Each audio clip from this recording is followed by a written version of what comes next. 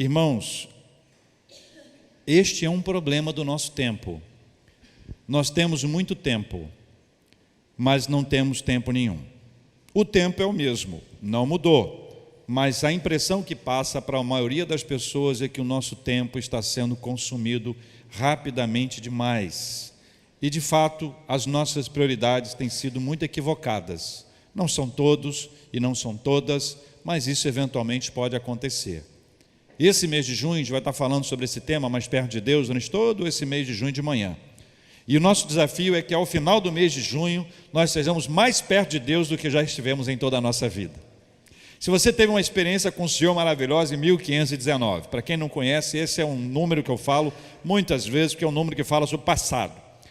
E aquela experiência com Deus foi maravilhosa. A nossa oração é que no mês de junho você tenha outras e outras melhores e mais fortes ainda para a glória do Senhor. Que você termine o mês de junho mais crente do que você entrou, mais convicto do que você entrou, mais saudável espiritualmente do que você entrou, e que você tenha uma fé do tamanho de um grão de mostarda. Tá bom para você? Para começar? E você vai dizer àquele monte, vai de lá para cá, e o monte obedecerá, porque foi isso que Jesus Cristo disse. Mas Jesus não disse para você transportar montes. Ele exemplificou para você ver o que pode ser feito pela fé.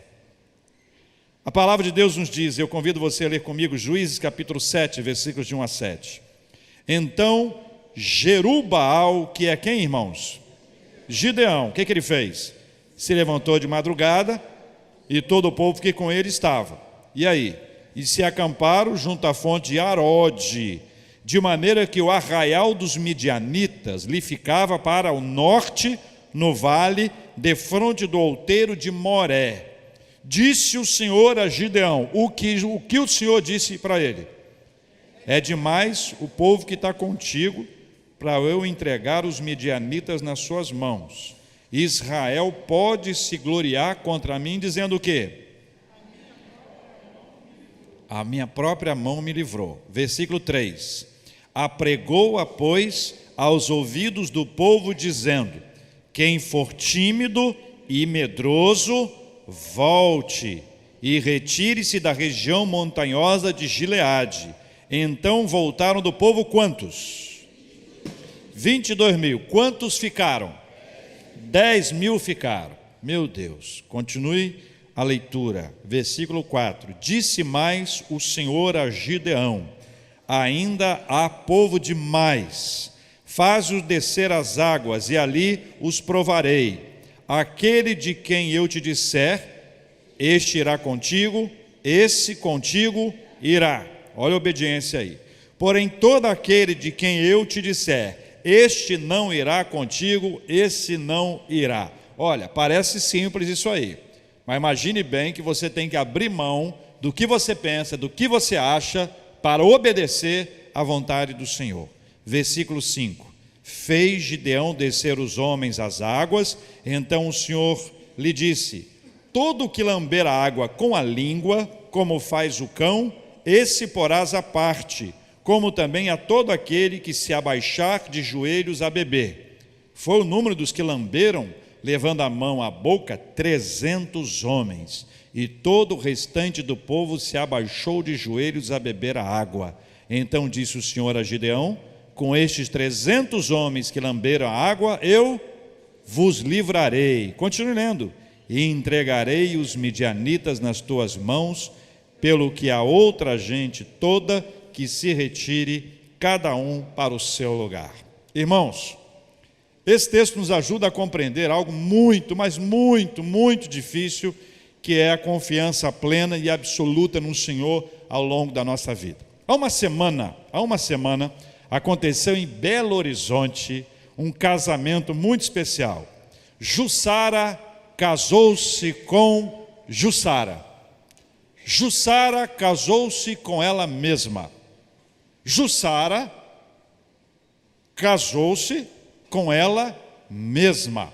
A matéria diz isso. Como foi a cerimônia da mulher que se casou consigo mesma? Fotos e vídeos. Eu sei que você ficou curioso para ver o vídeo. Mas é um vídeo curto, um vídeo desse de casamento. Eu vi o vídeo. E tem também as fotos, e são interessantes. Mas eu queria destacar duas partes na matéria. Veja o texto que segue aqui para nós. É com esta salva de palmas que todos nós declaramos você, Jussara, o grande amor da sua vida, disse a celebrante do casamento, uma amiga, antes de a noiva deixar o altar com ela mesma, sob aplausos emocionados de amigos e parentes. Houve até quem foi às lágrimas com a celebração. Assim a empresária Jussara, Paraná, de 38 anos, casou-se consigo mesma. Mais uma partezinha da matéria. É uma fala dela, entre aspas. Precisamos do outro certo, nem perfeito, nem metade.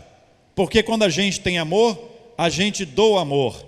Disse Jussara no altar, enquanto lia os votos que escreveu para si mesma. Celebrações sologâmicas de pessoas que se casam consigo mesmas já são realizadas há algum tempo em vários países. Um detalhe, o fato de ser casada consigo também não impede que Jussara se relacione com outras pessoas.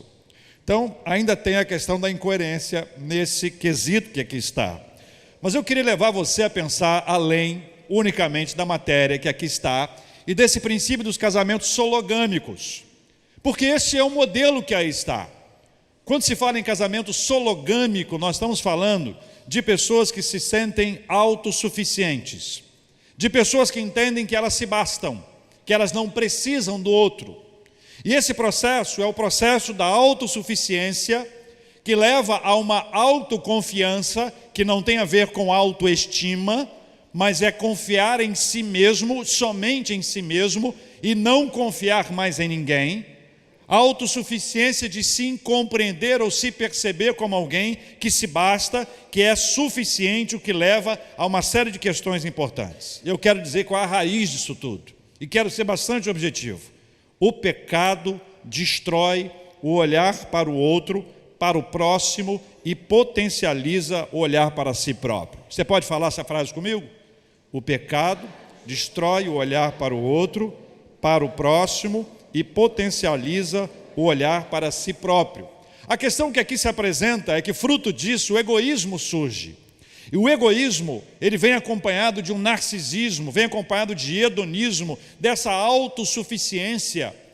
E as pessoas começam a compreender a vida de uma forma completamente diferente. E os passos que se seguem a partir deste pecado é que essa árvore vai produzindo frutos que vão sendo disseminados, espalhados, eles passam a contagiar a cultura. Como eu não sou deste mundo, mas estou nele, eu sou influenciado pelas coisas deste mundo. E a cultura deste mundo passa a reger de alguma forma os meus pensamentos. E ainda que eu diga, isso é um absurdo, com o passar do tempo eu digo, isso é um absurdo. Depois, isso é um absurdo. Depois, isso é um absurdo. Depois, o pecado nos conduz à autossuficiência e assim nos distanciamos de Deus. O pecado gera isso na nossa vida. A autossuficiência gera orgulho, o orgulho precede a queda e a queda nos revela afastados de Deus. Esse pecado nos conduz à autossuficiência e a partir dessa autossuficiência há um grande número de pessoas que vai se afastando de Deus e esse afastamento de Deus é um problema. É por isso que nesse texto nós podemos achar isso e em certos momentos da nossa história o Senhor nos permite viver circunstâncias em que renunciaremos à autossuficiência e declararemos a nossa dependência de Deus. Leia comigo. Por isso que em certos momentos da nossa história o Senhor nos permite viver e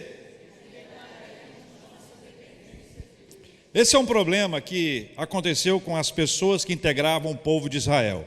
E aqui eu quero fazer um pequeno parênteses. Quando a gente fala de povo de Israel, nós estamos falando de pessoas que integravam o povo.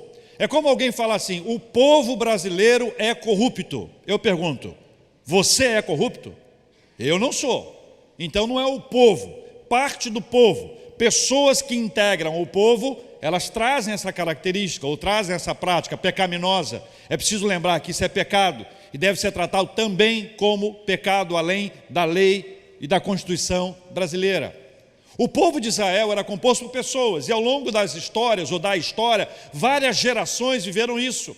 Elas se afastaram de Deus, elas se tornaram autossuficientes, elas esfriaram a sua fé e passaram a confiar em si mesmas, ou até passaram a criar ídolos ou acompanhar ídolos para viverem as suas vidas. O que Deus faz aqui nesse texto é levar este povo, estas pessoas que ali estavam, esta geração que ali estava, a depender mais de Deus. Do contrário, eles se entregariam ao orgulho, ao egoísmo, à vaidade, à autossuficiência. Deus, então, ao longo da história, traz as pessoas para que elas aprendam a viver sob a liderança dele. Elas deixam a autossuficiência de lado e passam a depender de Deus. Na história da nossa vida, nós temos fases assim, em que Deus nos lembra que Ele é Deus. Nos lembra que só Ele pode fazer isso. Nessas horas, nós deixamos toda a nossa autossuficiência de lado e nos lembramos que a nossa confiança nele, a nossa dependência dele é que vai nos levar adiante. Gideão é um juiz. Pela história de Israel, é o 5º juiz registrado. Esse período dos juízes é muito importante para a formação da cultura religiosa do povo de Deus, para a formação de toda esta ação que aí está.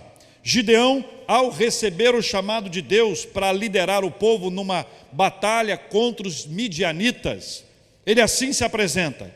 Capítulo 6, acompanhe comigo, versículo 15. Talvez na mesma página que você está. 6, versículo 15. O anjo do Senhor aparece e o chama. Ele disse assim, versículo 15, leia comigo. E ele lhe disse: ai, Senhor meu, com que livrarei Israel? Veja como ele se apresenta. Leia, por favor. Eis que a minha família é mais pobre, Manassés. Eu sou o quê? O menor na casa do meu pai. Não há tradição, não há força financeira, não há habilidades adquiridas, não há nenhuma cultura na minha casa para que eu seja o líder, para que eu faça alguma coisa. Ou seja, eu não posso, eu não tenho essa habilidade, eu não tenho essa capacidade, eu não tenho essa competência, eu preciso do Senhor. Veja que é num momento como esse que a nossa autossuficiência ela é esmigalhada, ela é esmagada. A autossuficiência, ela entra na nossa história para nos achar, ou para nos fazer pensar que nós somos maiores do que na verdade nós somos. E aí você vê que o Senhor escolheu usar alguém, que não confiaria em sua própria força, atribuindo assim a glória da vitória a Deus. Isso para Deus é muito importante. Veja o que diz o capítulo 7, versículo 2. Volta lá para o 7, versículo 2. O Senhor Deus vai diminuindo o número, isso vai na sequência. E veja, é demais o povo que está contigo para eu entregar os midianitas nas suas mãos. Israel poderia se gloriar contra mim, dizendo: a minha própria mão me livrou. O Senhor não quer que isso aconteça. Deus quer ensinar. E aqui ele vai desconstruindo todo o conceito de autossuficiência do povo de Deus que ali estava, para que esse povo pudesse voltar-se para Deus e confiar nele. Capítulo 6, versículo 11. O que Gideão fazia quando Deus o chamou? 6:11.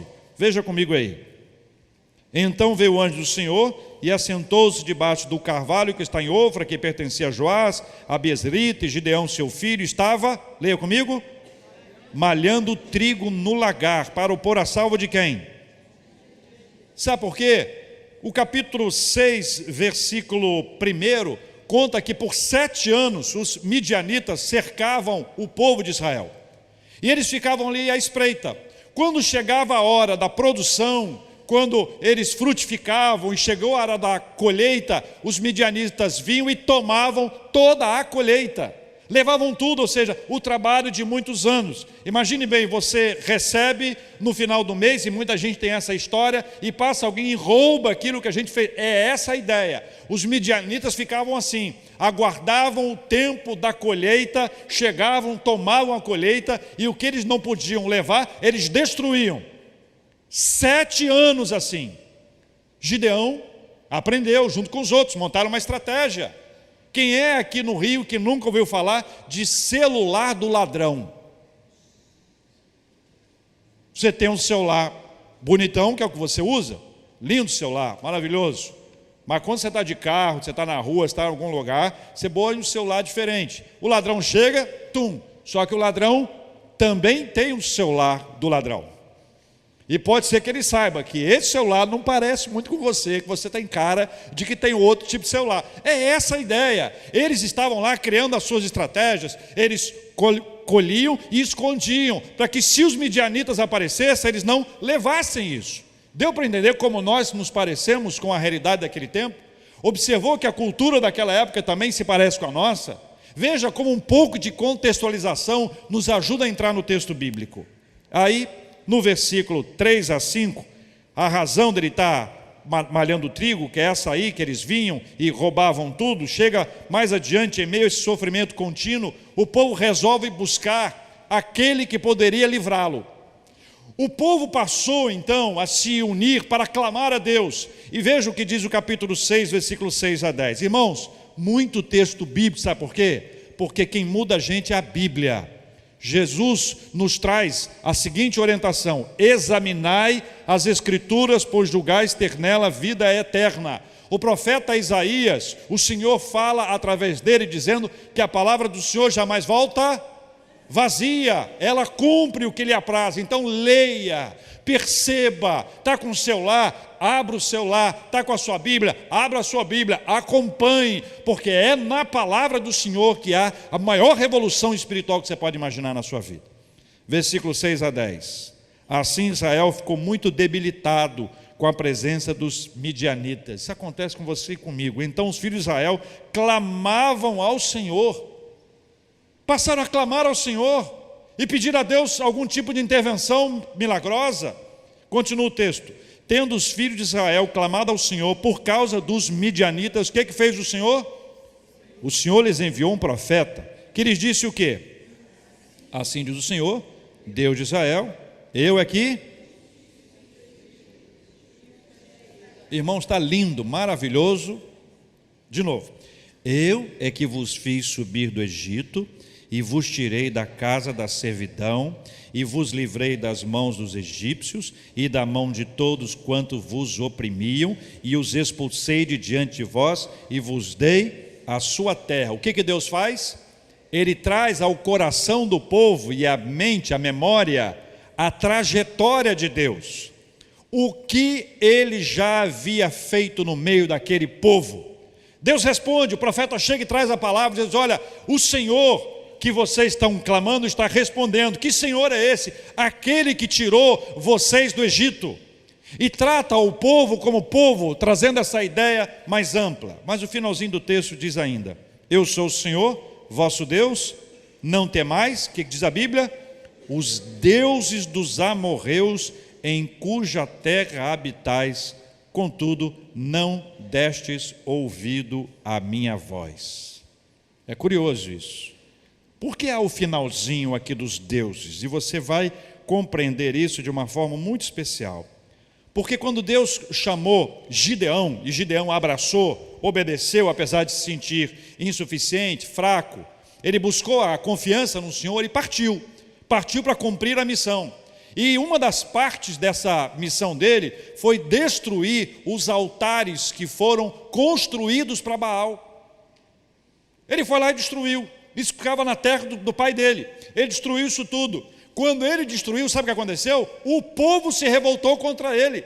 E o mesmo povo que clamou ao Senhor queria agora matar Gideão. Gideão era a resposta de Deus, mas havia no coração do povo uma influência que começa cultural e passa a ser espiritual e não apenas religiosa, porque muda a maneira como esse povo se dirige a Deus.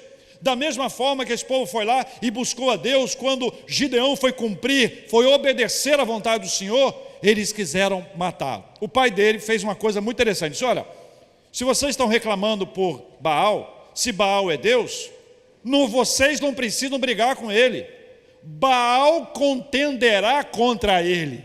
E aí o povo mudou o nome de Gideão está no primeiro versículo que nós lemos. Olha lá, o versículo 7, versículo 1. Então, 7:1, qual o nome que está lá? Então, Jerubaal. Sabe o que quer dizer isso?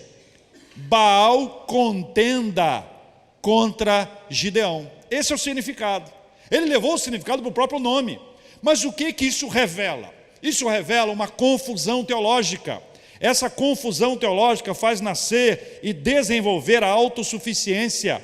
E a autoconfiança passa a assumir o lugar da confiança de Deus, ou em Deus. Irmãos, não subestimem a confusão teológica. Existem pessoas que acham que teologia é fria. E eu quero afirmar que frio é o teólogo, ou a teóloga. A teologia é quente, a teologia é fervorosa. A teologia é o estudo a respeito de Deus, das suas obras, a respeito dos nomes de Deus, dos seus feitos, a respeito de tudo aquilo que Deus faz, é teologia. Nós vamos aprender na palavra do Senhor, mas existe uma confusão teológica impressionante.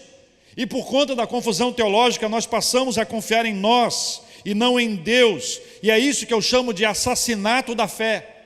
A confusão teológica está matando a fé de muita gente. Uma das coisas, ou uma das causas da morte da fé, é que as pessoas misturam teologias. Misturam. Que são assumidas até com uma certa ingenuidade, mas que não nos isentam de responsabilidade das consequências disso. Observe bem, a fé no Brasil é uma soma de várias tradições.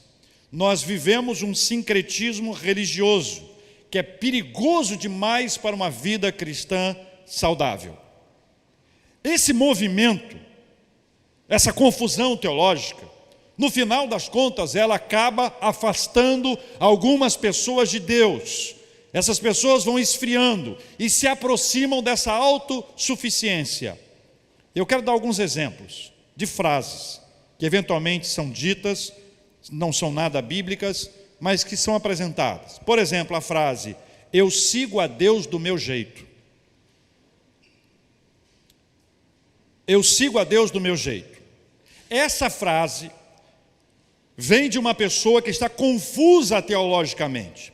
Ela já ouviu tantas coisas, ela tem tantas informações, que a impressão que dá é que existem deuses diferentes. Existem aqueles que pegam a Bíblia e manipulam. O apóstolo Paulo fala que na sua época havia aqueles que adulteravam a palavra do Senhor. Adulteravam a palavra de Deus. Deus não disse, mas a pessoa diz que Deus disse. Deus quer, mas Deus nunca falou que quer. E o que Deus não quer, a pessoa diz que pode. Pode por quê? Porque eu estou autorizando, então pode. Quando a gente diz assim, ou alguém diz, eu sigo a Deus do meu jeito, ela está colocando o eu na frente da vontade de Deus. Nós não seguimos a Deus do nosso jeito. Nós não vamos oferecer a Deus o que nós queremos. Nós devemos seguir a Deus do jeito dele. E o jeito dele está na Bíblia. E toda a confusão teológica nos afasta desse querer de Deus e nos aproxima daquilo que nós achamos que está certo. E colocamos o nosso eu acima de tudo. Quer ver uma outra frase? Eu creio dessa forma. Parece uma daquelas sentenças que fecha a conversa. Eu creio dessa forma. Peraí, mas crer com base em quê? Se você crê com base nas Escrituras, continue a crer. Mas se crê com base naquilo que você acha ou naquilo que você sente, sabe, o brasileiro, o latino-americano, ele é muita emoção. Nós precisamos nos arrepiar. Quantas vezes eu disse, pastor, estava no culto hoje, fiquei arrepiado. Quantas pessoas têm aquele arrepio? Quem tem que passa assim, um arrepio assim? Quem já teve? Tem gente que acha que é a morte, né? Ai, sai morte, sai de mim. Tem gente que acha isso, tem uma sensação.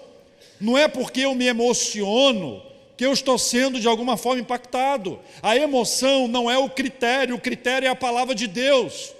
A emoção nos leva a agir segundo o nosso coração, segundo a nossa mente. A emoção é temporária, a palavra é permanente, ela permanece, ela é perene. Cuidado quando alguém diz assim, não, eu creio dessa forma. Se essa forma não for a forma bíblica, é porque está havendo uma confusão teológica. Quer ver uma outra frase? Eu não preciso da igreja para ser cristão. Uma outra frase. Eu não preciso da igreja para ser cristão. Deixa eu lhe dizer o que Jesus Cristo disse. Onde dois, quem sabe, leia comigo. Esse é o versículo mais falado em eventos mal organizados. Sabe aquele evento que se organizou e não deu certo? Você deu mole, sabe? Não foi bom, não foi ninguém no evento. Aí você diz, meus irmãos, o importante é que onde 2 ou 3 estiverem reunidos, o Senhor aqui está. Disse Jesus, onde 2 ou 3...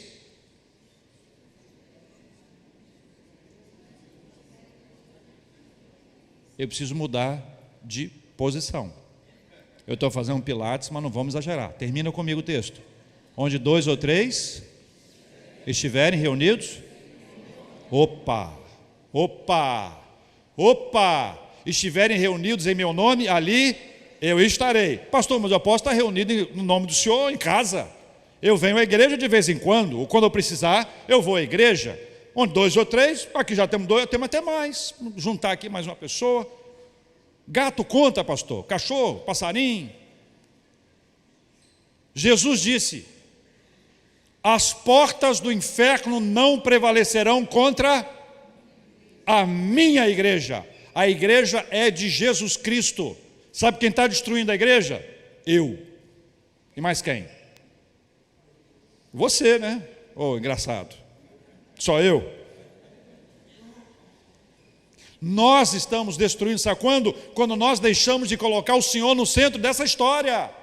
Nós precisamos da igreja. A igreja é um lugar onde existe um ajuntamento. A igreja é um lugar de coletividade, onde eu oro por você e você ora por mim. A igreja é onde nós celebramos a Santa Ceia. A igreja é onde nós investimos na obra missionária. A igreja é um lugar que foi estabelecido. Os discípulos se reuniram em igreja. Jesus estava sempre com eles. E depois da morte de Cristo, eles passaram a se reunir pelo menos uma vez por semana, no mínimo, uma vez por semana. E ali eles eram aquecidos, acolhidos, fortalecidos, eram alimentados com nutrientes espirituais, e esta dinâmica foi sendo ampliada, repetida, e as pessoas compreenderam ao longo de toda a história a importância da igreja para a formação do cristão. Aí alguém diz, eu não preciso da igreja para ser cristão. Com base em quê? Sabe com base em quê? Confusão teológica. São tantas ideias, tantas coisas que as pessoas ficam confusas. Você já imaginou aquela pessoa que recebe uma opinião? Alguém diz para o outro assim, meu casamento está mal. Aí um amigo diz assim, arruma uma amante. Aí o outro diz assim, vai no terapeuta.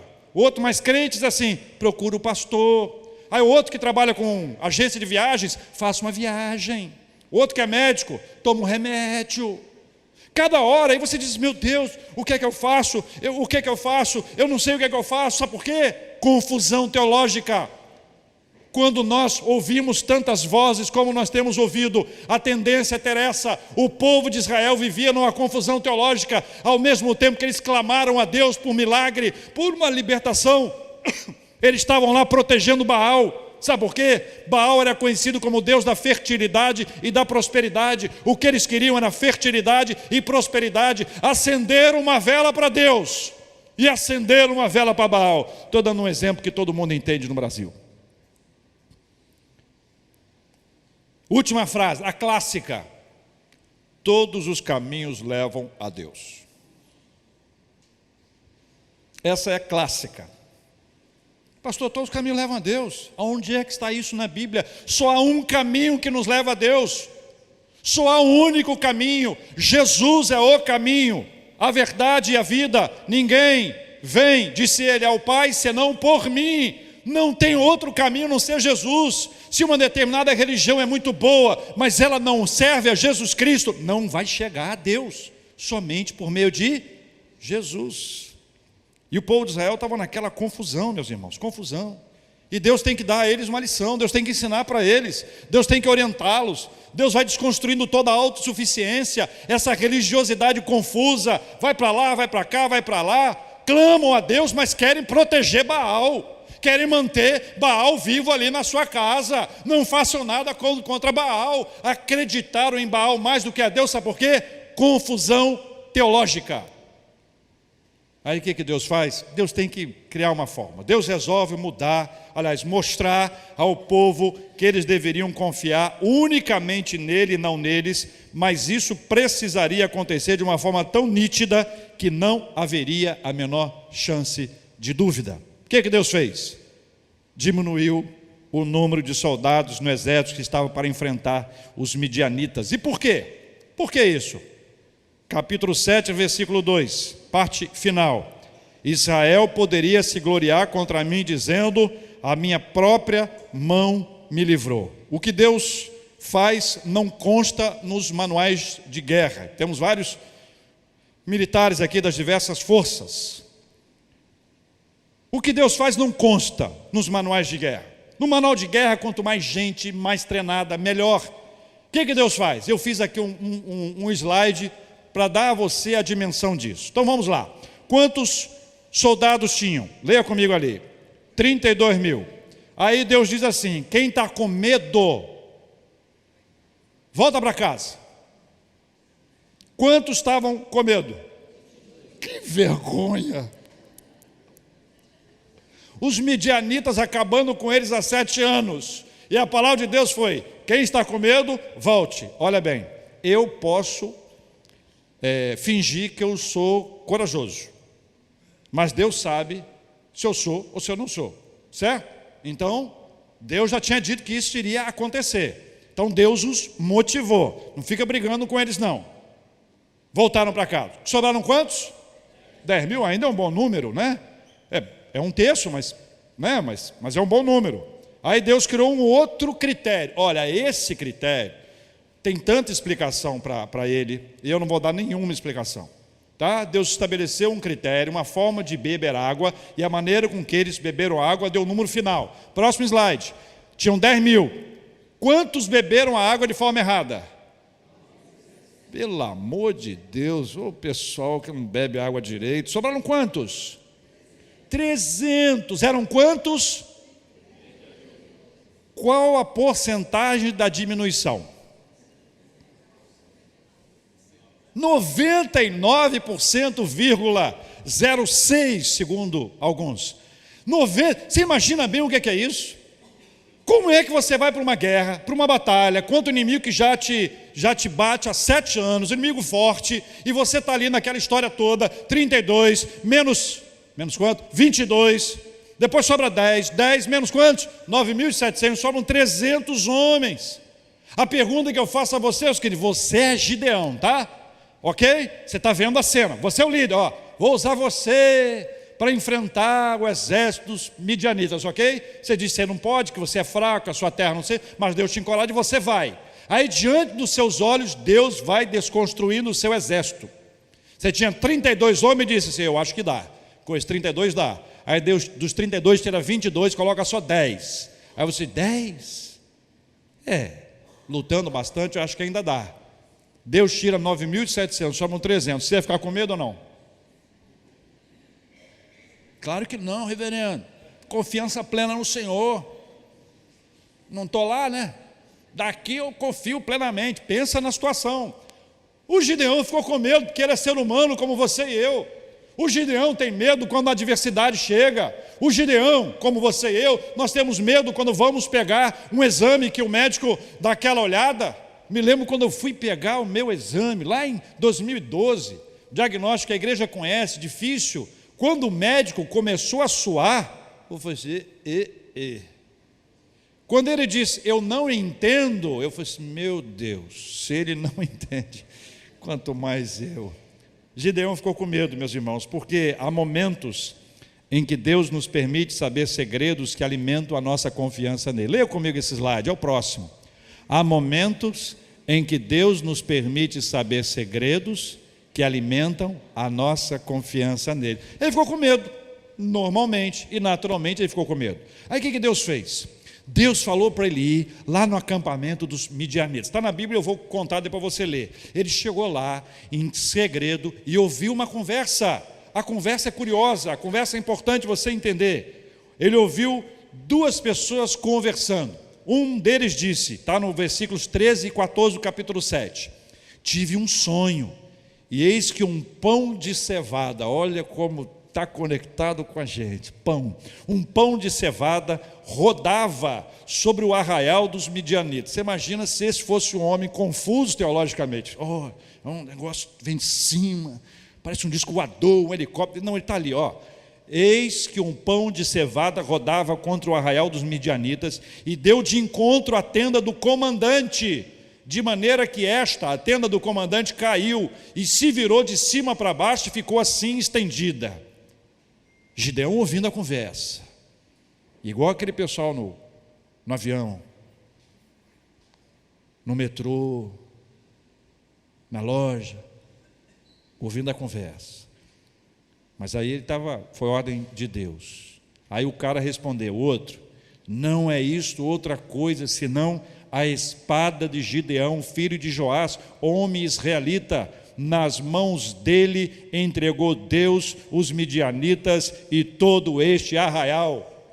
Gideão ouviu essa história, ele sai de lá totalmente diferente. Sabe por quê? Porque Deus conhecia e sabia que naquela hora ele precisava de uma palavra de encorajamento, que ele precisava de uma palavra de coragem, de força, para ele avançar, para ele conseguir liderar o povo com alegria, porque ele iria experimentar um verdadeiro feito de Deus extraordinário, maravilhoso. E com aqueles 300 homens eles vão e eles enfrentam os midianitas, eles são derrotados para a glória de Deus. E quando eles voltam de lá, Gideão não poderia dizer, senhores, realmente eu fui um bom líder, com poucas pessoas eu fiz o milagre. Ele não poderia dizer, sabe por quê? Porque foi o Senhor quem fez isso. Os 300 não poderiam chegar para os outros e dizer assim, olha, nós conseguimos isso. Os 9.700 não poderiam dizer, os outros 22 mil também não, nenhum dos 32 mil soldados, nenhuma criança, nenhum adolescente, nenhum jovem, nenhum idoso, nenhuma mulher, ninguém poderia dizer que eles tinham feito isso, porque foi o Senhor quem operou de maneira maravilhosa e extraordinária. Pecado do orgulho, vaidade, vanglória e autossuficiência são destruídos somente pelo poder de Deus. Poder de Deus. Quero terminar dizendo para os irmãos, quanto mais perto de Deus você estiver, melhor saberá quem você é e reconhecerá a sua dependência de Deus. Quanto mais longe, maior será a sua autossuficiência. Leia comigo essa frase. Quanto mais perto de Deus você estiver, melhor saberá quem você é e reconhecerá a sua dependência de Deus. 2 tipos de dependência. Dependência 1, Ele é o Senhor. Ele é o Senhor. Vários cânticos nós temos que dizem, Ele é o Senhor. Essa dependência é 1. No momento em que você entrega a sua vida para Jesus, Ele é o Senhor. Não é mais do seu jeito, não é mais da sua forma, não é do jeito que você acha, não é da maneira que você entende, é como Ele ensina. Isso é dependência de Deus, isso mata a nossa autossuficiência, porque existe uma confiança plena no Senhor. Ele é o Senhor, eu sou servo, eu não dou ordens, eu obedeço, eu sigo, eu quero agradar a Deus, porque Ele é o Senhor da minha vida. Toda a minha autossuficiência é desconstruída no momento onde acontece alguma coisa que eu sei que só Ele pode ter feito. 300 homens enfrentaram um exército de quem apanhava 7 anos. Só Deus. A autossuficiência foi para o espaço. Nasceu o quê? Confiança em Deus, dependência de Deus. A autossuficiência destruída. Agora eu sei que o Senhor é quem conduz a minha vida, Ele é o meu Senhor, eu creio nele, Ele vai me guiar, Ele vai me conduzir, a sua mão me dará vitória, eu estou na presença dEle, eu quero caminhar com Ele, eu tenho os meus medos, mas Ele é quem me encoraja, eu não quero uma confusão teológica na minha cabeça e na minha mente, eu vou estudar a palavra do Senhor, eu vou aprender a palavra do Senhor, eu vou crescer espiritualmente. Essa é a dependência 1. A dependência 2 é Salvador. Dependência 1, Ele é o meu Senhor. Dependência 2, Ele é o meu Salvador. Israel precisou aprender em vários momentos, em várias gerações diferentes, que o Senhor, além de ser o seu Senhor, era também seu Salvador. É o Senhor quem tirava, que salvava Israel das mãos dos inimigos, porque Deus tinha um plano com Israel, e o plano de Deus para Israel é que Israel fosse a porta para que o Evangelho fosse espalhado para todo o planeta. Isso está escrito desde Gênesis capítulo 12. E ali você vê isso claro, o nascimento de uma nação a partir de um homem, e a partir dele a bênção se espalharia, e a bênção é Jesus Cristo de Nazaré. Salvador da minha vida, perdoou os meus pecados, me lavou e me conduziu para viver na presença dele. Escuta só, a minha obra não pode me salvar. Nenhuma obra é capaz de produzir perdão para os nossos pecados.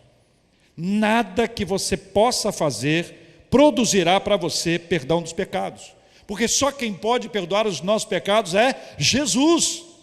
A nossa obra é nada, é como palha diante dele, mas a obra de Jesus Cristo na cruz do Calvário, essa é a grande obra, e é com base nessa obra que nós caminhamos. Entendem, irmãos? Nós nos apropriamos pela fé do que diz a palavra do Senhor, e nós assumimos o nosso compromisso com ele. Jesus é o Senhor da nossa vida, Jesus é o nosso Salvador. A minha autossuficiência vai sendo destruída, a minha confiança e a minha dependência em Deus vai sendo instituída sobre bases sólidas, e sobre essas bases eu caminharei ao longo dos meus dias e ao longo da minha vida.